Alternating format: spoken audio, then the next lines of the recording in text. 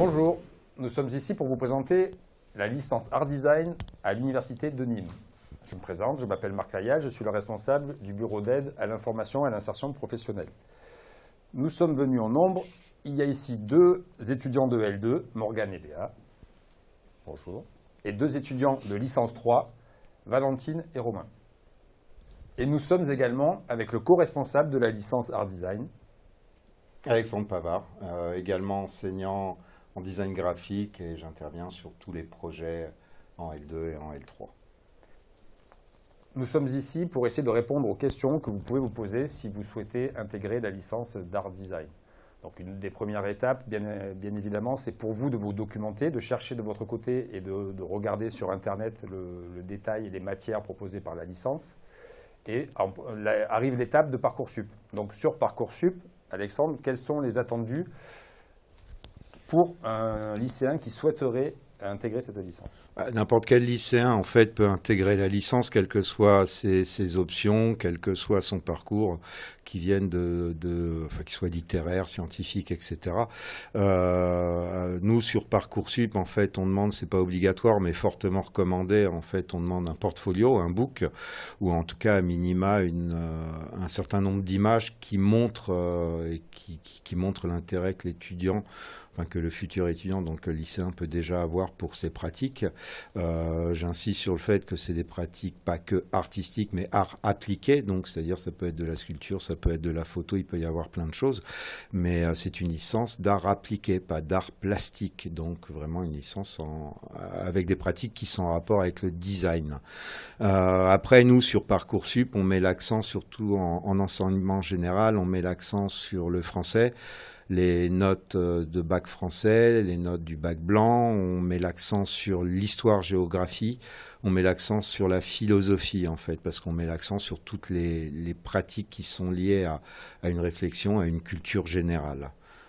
C'est ce qu'on prend en compte, puisque même un étudiant qui n'a pas forcément une pratique de dessin, à proprement parler, il peut quand même postuler, puisque nous, ce qui va nous intéresser, en fait, c'est l'ouverture au monde, l'esprit critique, l'intérêt pour la culture générale. D'accord. Donc là, je sais que c'est une source de stress au moment des vœux et tout au long des années lycée.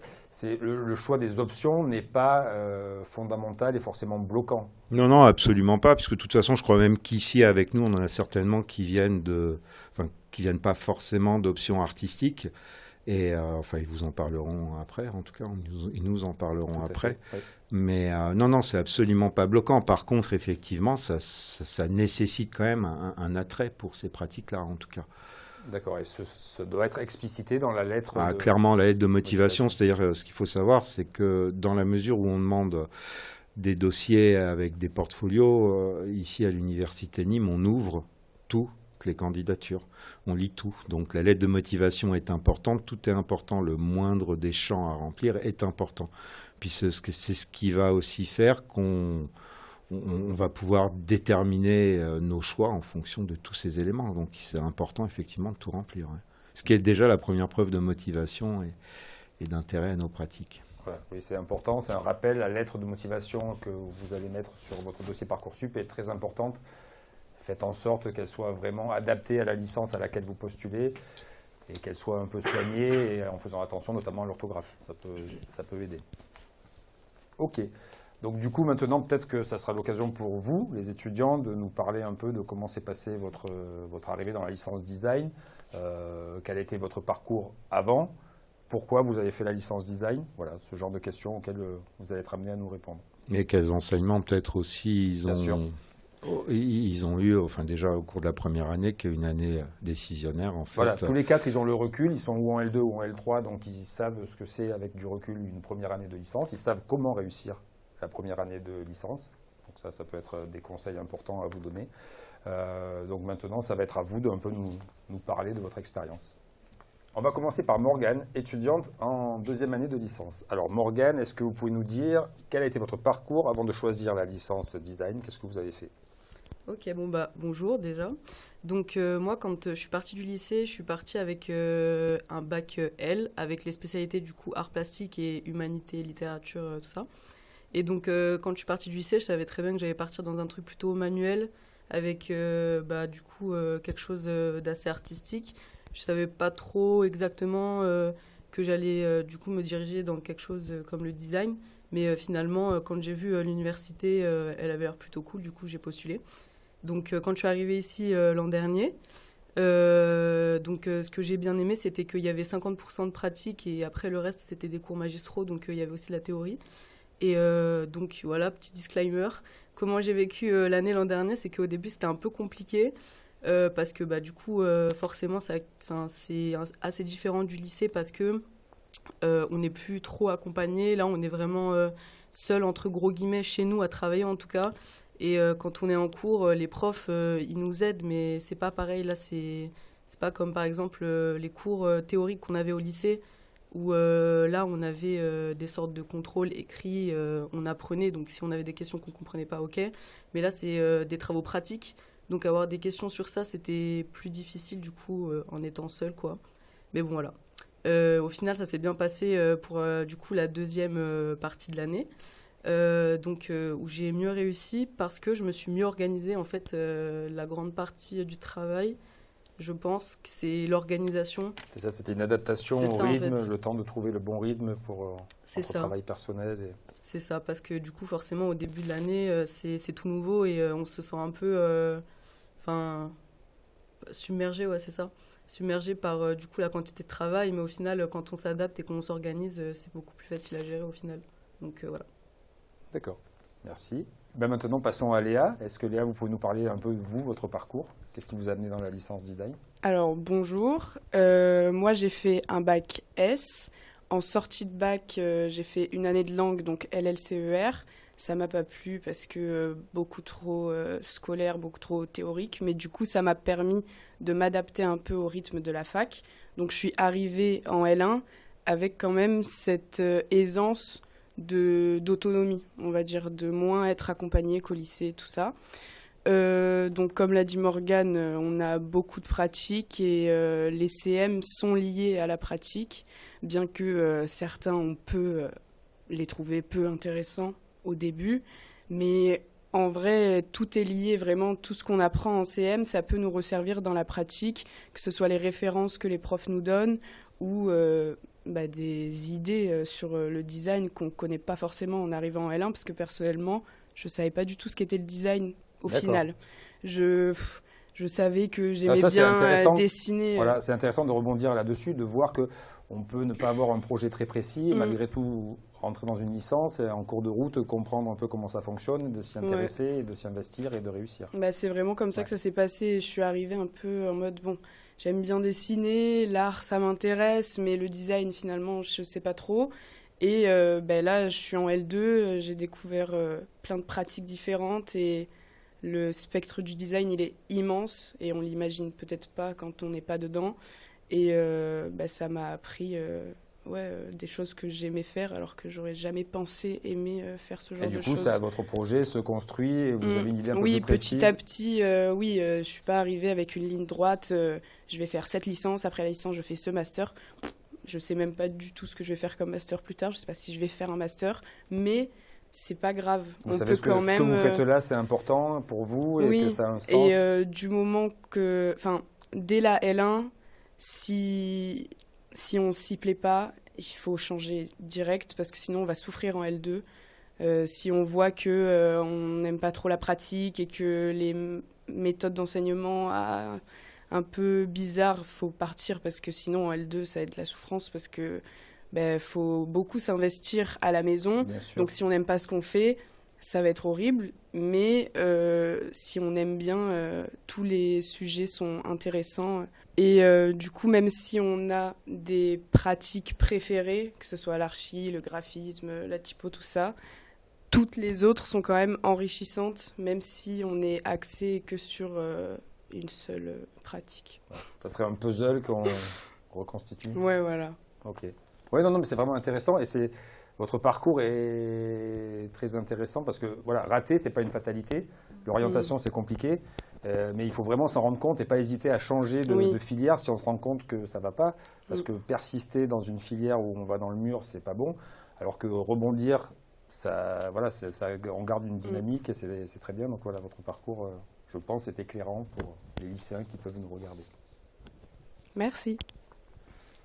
Donc maintenant, Valentine, à vous de nous présenter un peu votre parcours et ce que vous avez pu faire avant.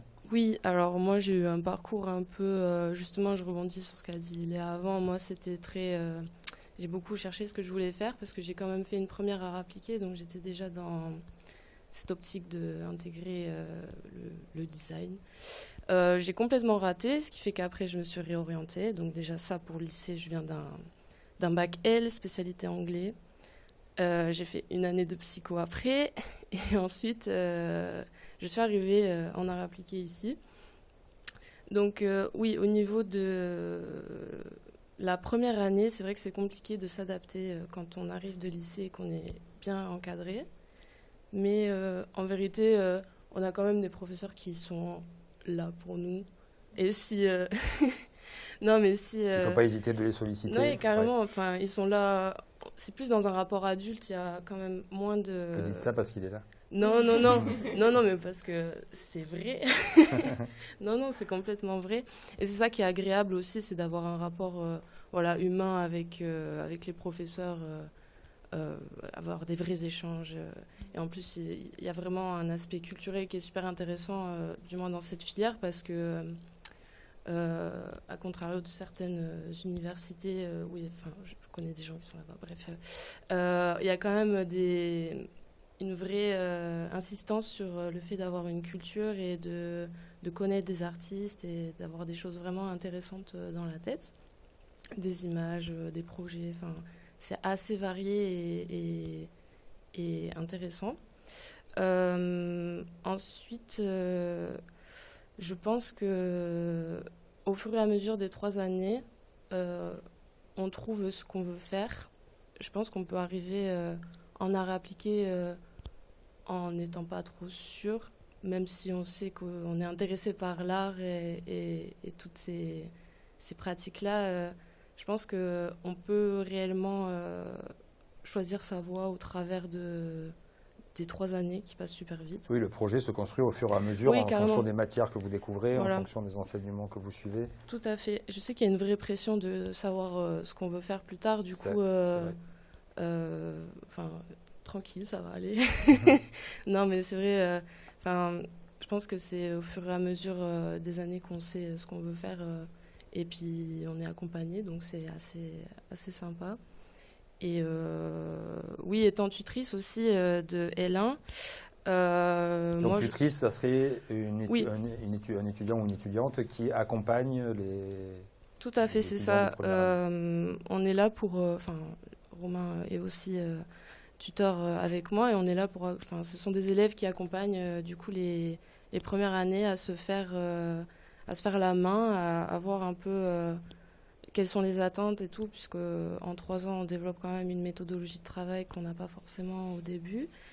Et puis, on est là aussi pour les accompagner dans la charge de travail qu'il y a au début, parce qu'il y a une vraie charge de travail. Il faut vraiment... Oui, le rythme change vraiment avec le lycée, c'est une toute autre organisation. C'est ce qui ressort un peu de ce que vous avez dit toutes les trois. Donc ça, c'est important quand vous arrivez à l'université de vous saisir de toutes les aides qu'il peut y avoir. Donc le tutorat, c'en est une, d'aller voir les enseignants si jamais on... Il faut pas avoir peur de demander de l'aide en fait. Voilà. Ouais. Parce que les trois, vous avez toutes témoigné, au début c'était un peu compliqué. Oui. Et au fur et à mesure, vous avez pris de l'assurance, vous avez pris des repères. Donc de ne pas se décourager parce qu'on est un peu perdu au début, ça peut être un sentiment normal. Puis il y a aussi le truc il y a beaucoup de premières années qui ont peur de redoubler. On rejoint toujours le truc de c'est pas une fatalité, redoubler, c'est que du bon. Ça sera tellement plus facile d'avoir en plus une année pour se perfectionner encore plus. Il n'y a pas de problème non plus. Oui, c'est ça. Il y a possibilité, quand on redouble, d'avoir plus de temps pour faire des stages, oui, voilà. pour faire d'autres choses et de construire son projet. Ouais, au final, c'est pas si mal de passer une année de plus à la fac.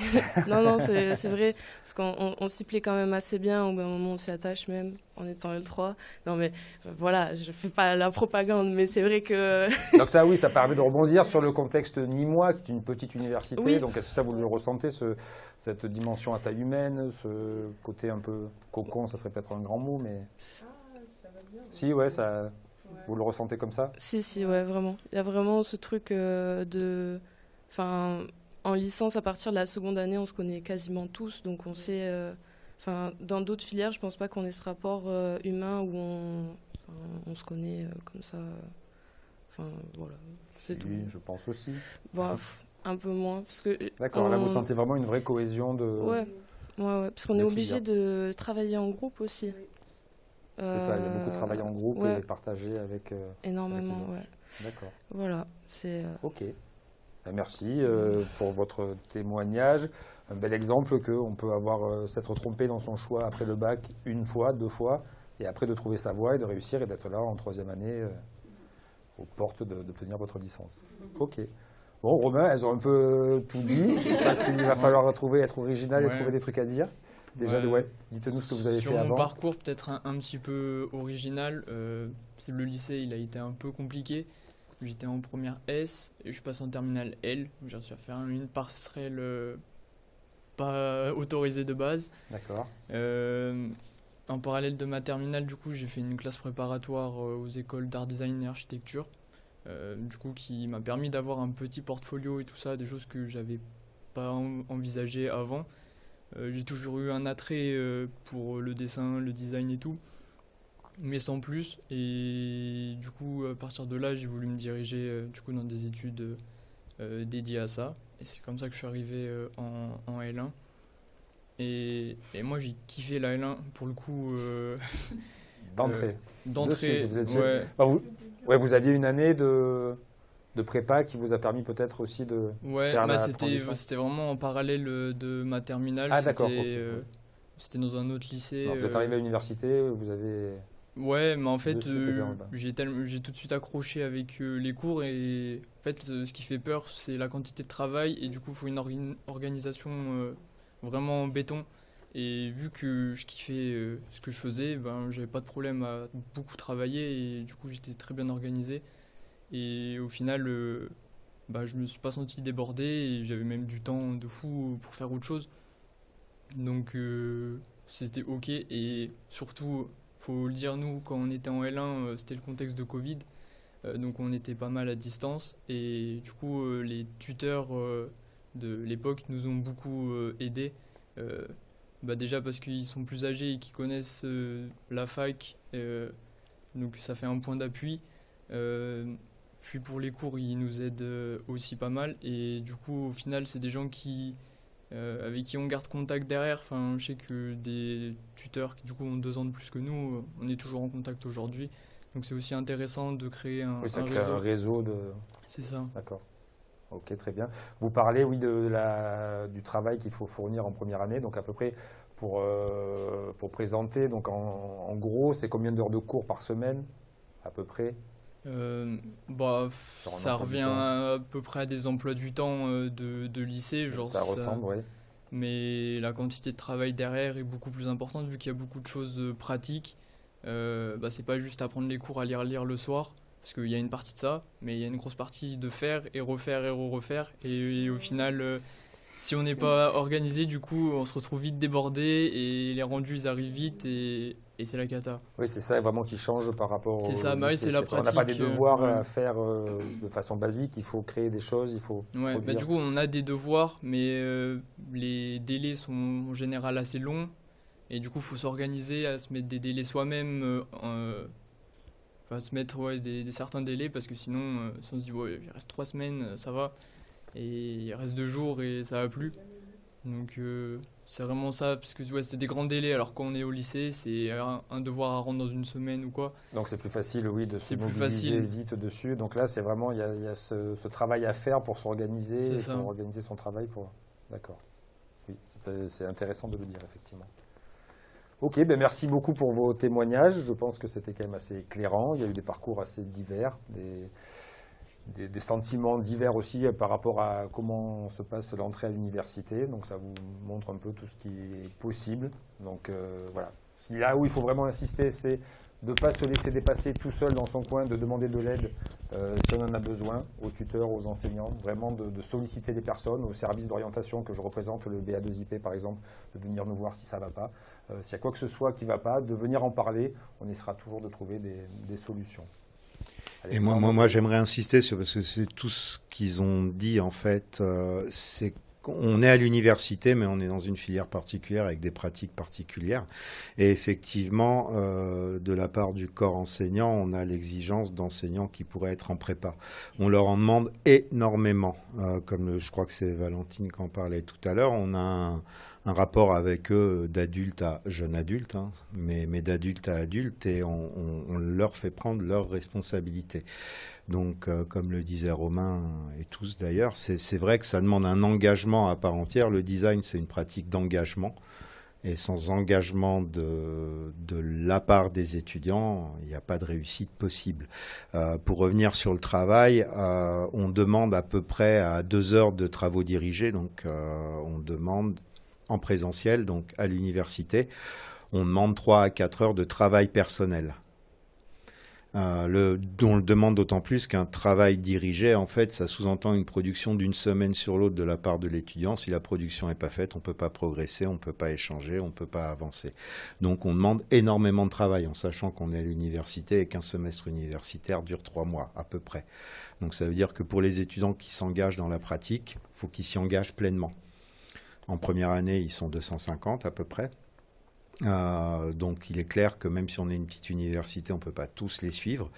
Et ça demande un investissement, un engagement de leur part. Pour rejoindre ce que tu disais, Marc, effectivement, on reste assez disponible quand même, nous enseignants, pour répondre à leurs questions en cas de problématiques ou autres. Mais sans engagement de leur part, un engagement, donc c'est-à-dire 2 heures de travail, 4 heures chez soi, c'est pas 4 heures à travailler sur, comme le disait Romain tout à l'heure, à apprendre des cours. Ça va être travailler, dessiner, ça peut être regarder des documentaires, c'est lire des livres, c'est tout ça ce travail en fait. On demande un gros investissement aussi à ce niveau-là sur le travail de culture en fait. Faut, comme je te le disais tout à l'heure, en fait, pourquoi la philo, pourquoi le français, pourquoi l'histoire géo, on leur demande de s'intéresser au monde. De sortir de leur petit nombril et d'aller voir ce qui les entoure, quoi, puisque nos pratiques s'adressent au monde en fait et pas à nous. C'est pas des pratiques auto-centrées, donc ça c'est super important.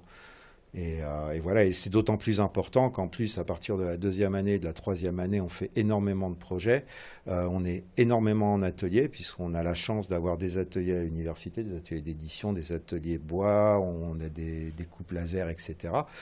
On est la seule université en France à être équipée comme ça. Et donc, ça demande forcément, nous, enseignants, on a une demande en exigence qui est exacerbée du fait de ce qu'on leur fait faire après en 2e et 3e année. Quoi. D'accord. Merci. Je pense que ça aussi, c'était éclairant pour vous, de vous rendre un peu mieux compte de comment ça se passe. Après, dans le concret, les cours, c'est des cours, il y a des...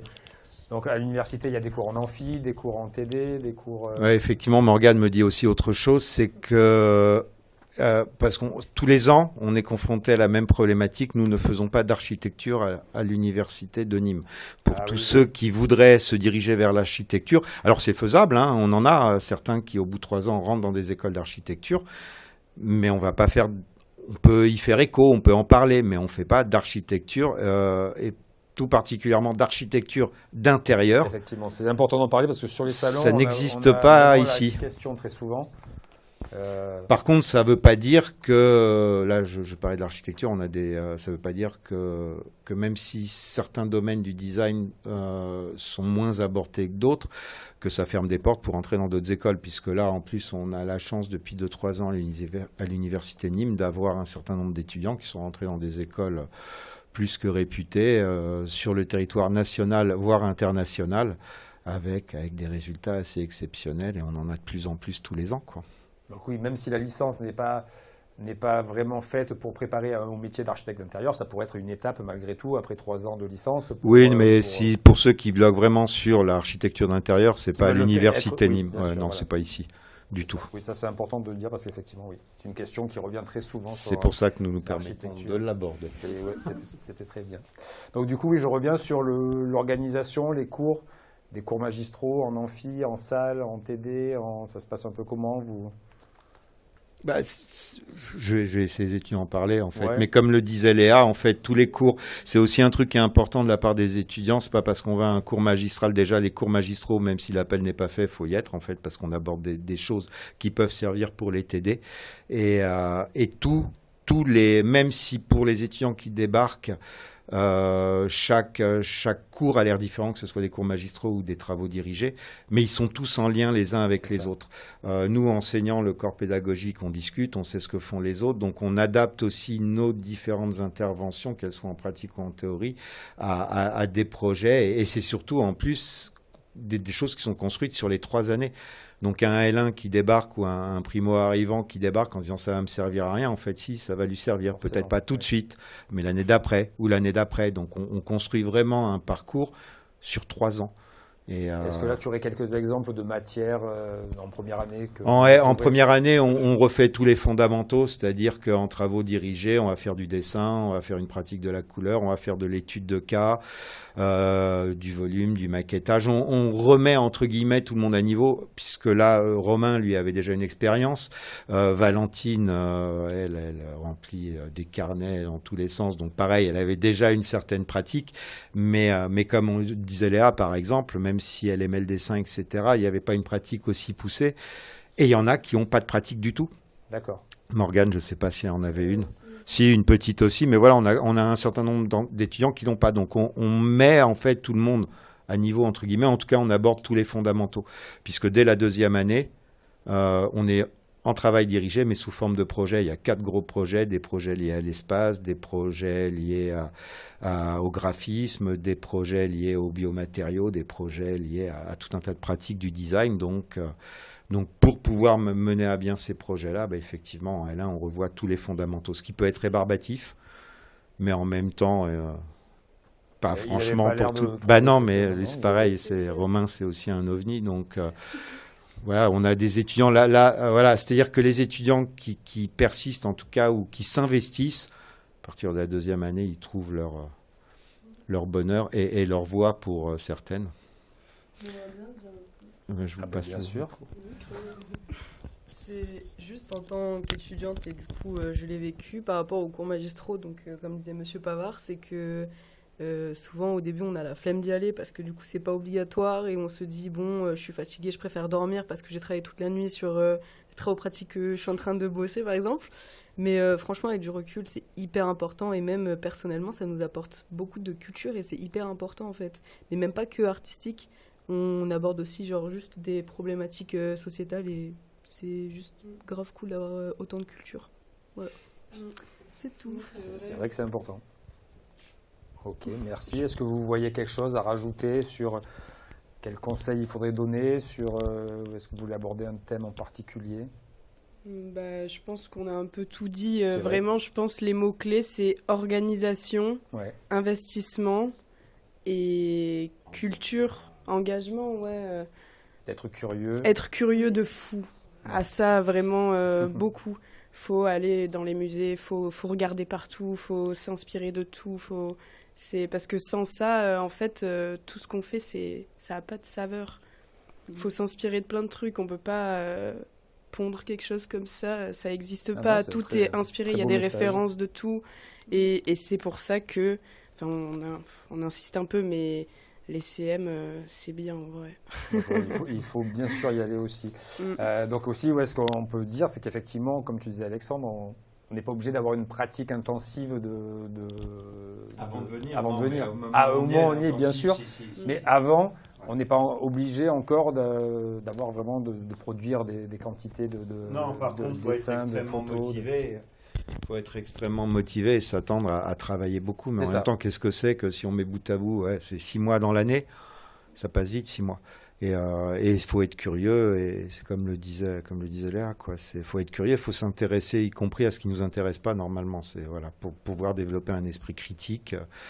Et Donc voilà. Et au niveau, pour parler réussite, pour parler de plus concret, donc ça se passe comment? Il y a du contrôle continu, il y a... Contrôle continu, on fonctionne uniquement en contrôle continu, donc il n'y a pas de partiel, ce qui fait en fait que certains cours se terminent beaucoup plus tôt dans l'année, mais ce qui permet aussi, et de plus en plus d'étudiants le font, de profiter de cette période pour faire des stages. Oui. Puisqu'ils sont accompagnés, c'est bien placé pour le savoir. Ça, oui. Et on a de plus en plus d'étudiants qui justement font des stages, voire, alors après ça se passe surtout avec les L2 ou les L3, en règle générale, vu qu'on finit les cours mi-avril ou une semaine avant fin avril, ce qui s'est passé l'année dernière, ce qui s'est passé l'année d'avant, souvent des étudiants restent pour continuer à développer des projets et où un certain nombre d'enseignants dont je fais partie les accompagnent pour mettre en place des projets qui sont plus personnels. On a édité un livre. En ce moment, avec les étudiants de L2, on travaille sur un projet d'exposition avec un graphiste typographe internationalement reconnu. D'accord. Donc, projet qui sera mis en œuvre définitivement. En tout cas, on travaille dessus, mais on fera la conception dans les 2 semaines qui vont suivre la fin des cours. Donc voilà, donc faut s'investir, faut travailler. Partir du principe que c'est pas parce que c'est université qu'on travaille pas, bien au contraire, puisqu'on est vraiment en mode prépa, nous, ici. D'accord, ça c'était important de faire passer ce message. Et donc après, donc une licence c'est 3 ans, on obtient son diplôme au bout de la 3e année, et donc dans le projet, la suite est souvent de se spécialiser par la suite en master. Vous en L3, peut-être que vous vous projetez un peu plus, et si vous avez une idée aussi. Ok. Oui, du coup, fin de licence, personnellement, ce que je vais faire, c'est demander postuler à des masters. Mais là, faut postuler partout, quoi. J'ai tenté, par exemple, je dis des noms directement, l'AIA à Strasbourg ou l'ESAM de Caen, l'ENSAMA à Paris. Enfin, ceux qui regarderont ça, les ados, les lycéens, peut-être ça vous dit rien, mais si vous venez après, vous allez comprendre que c'est quand même des vraies écoles avec des vrais trucs et tout. Et en fait, on peut... on paraît peut-être un peu des clowns parce que université, c'est souvent théorie, et à côté de choses comme le DNMAID ou... on se dit, voilà, ils font pas grand-chose. En fait, non. Et du coup, je pense quand même qu'on a des grandes chances de rentrer dans des pratiques vraiment cotées, quoi. Comme l'a dit précédemment M. Pavard, il y a quand même des gens qui ont réussi, donc je vois pas pourquoi on ne réussirait pas nous. Mais du coup, oui, moi, je suis vraiment basée sur l'édition, le print, l'illustration, tout ça, c'est vraiment mon objectif et j'espère que je vais y arriver. Voilà. On le souhaite. Voilà, youpi. Donc l'OVNI qui avait nous... 2 ovnis. Ah oui, c'est lui qui aime la L1. Du coup, l'OVNI, il postule exactement la même chose. D'accord. L'OVNI est copieur. L'OVNI est copieur. Après... du coup, on postule sur des choses d'édition, graphisme, print et tout ça, mais c'est large, le master, ça... Il n'y a pas que ça, genre, on peut aller dans du textile, dans des choses plus numériques, justement, après, du coup, l'architecture, pour ceux qui veulent et qui ont pu venir jusque-là, du coup, il y a plein de voies possibles, et c'est justement une ouverture... La base large de connaissances que vous avez pu acquérir permet de rebondir dans plusieurs masters. Ok. Merci. Au niveau L2, est-ce que vous avez déjà une idée de la suite? Pas encore, c'est pas encore tout à fait précis. C'est pas du tout précis. D'accord. Mais non, mais ça fait partie des parcours, ça peut se décider fin de L3, oui, bien sûr. Et faut pas hésiter à demander aussi pour l'orientation, oui. Que ce soit BA2IP ou alors les étudiants, quand on est en L1, faut parler au L2, faut parler au L3. Quand on est en L2, faut parler avec les L3. Faut aussi demander aux profs. On n'ose peut-être pas au début, mais pour qu'ils puissent nous aider à avoir des idées, parce que c'est vrai que oui, l'orientation, ça peut se faire sur une discussion. Des fois, on a un déclic suite à une discussion, suite à quelque chose qu'on a vu à la télé, en reportage ou quoi que ce soit. Il faut être toujours curieux et essayer de faire des stages pour essayer de creuser si la voie choisie vous plaît. Et c'est pas parce qu'on ne sait pas ce qu'on veut faire que c'est la catastrophe.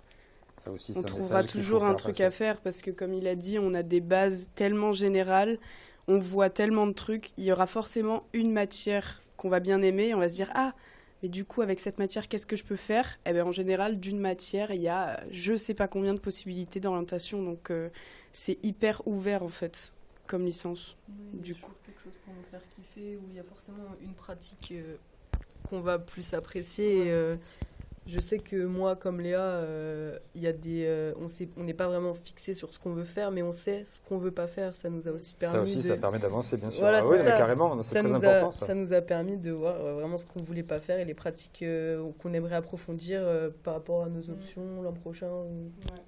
Voilà.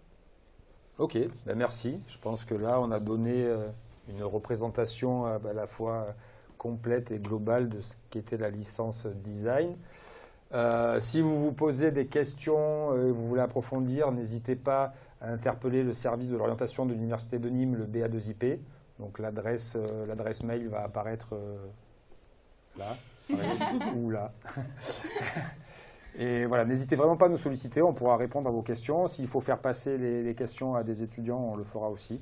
Donc n'hésitez pas, parce que c'est vraiment important de bien se renseigner, de ne pas découvrir ce que ça va être la licence design une fois que vous y rentrez. C'est quand même bien d'avoir déjà une idée des matières abordées, et ça, vous pouvez aussi le trouver sur le site de l'Université de Nîmes. Et vous pouvez venir aussi voir les projets de fin de cycle des étudiants de L3 qui seront présentés le 20 et 21 avril sur le site Vauban. D'accord. Et bah c'est ça, aussi oui, l'occasion, comme aux journées portes ouvertes, c'est l'occasion de voir un peu le champ des possibles concrètement. et voilà, et discuter avec les étudiants aussi. Donc le quoi. 20 et 21 avril, site Vauban de l'Université de Nîmes. N'hésitez pas à venir, effectivement.